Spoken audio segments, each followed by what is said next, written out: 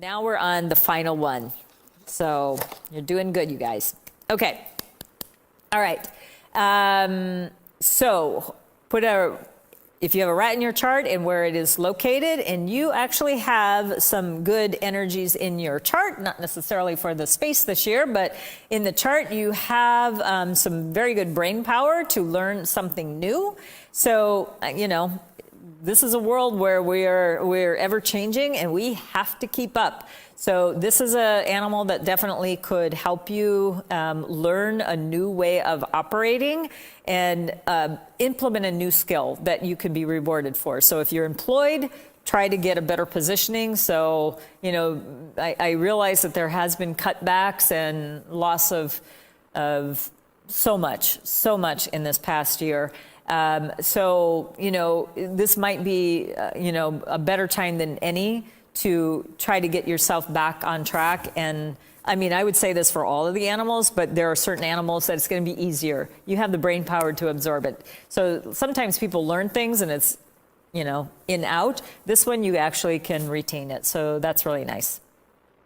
Of all the animals in the zodiac, this one is super, super nice for a real deep, long-standing love connection if you are looking for that. So this is very good for that. And then this is also good energy for business as well. Again, you could build a beautiful team this year by just having that sort of law of attraction, but be very clear about what you want. Even I make mistakes about this, about bringing on sometimes the wrong people, but edit them out quickly and get yourself back on track. So this is where you have a good opportunity to bring in some really nice energetics for you. Now you also have something that's called relief, and this is more about giving yourself a break and giving other people a break as well. Because this, again, such a tough energy that we're leaving and still in for the most part. You definitely want to help yourself, give yourself some compassion, as well as send that out to others. So every time you bring it in, just send a little bit out too as well, all right? So for the unfavorable ones, we do have to watch this particular animal especially.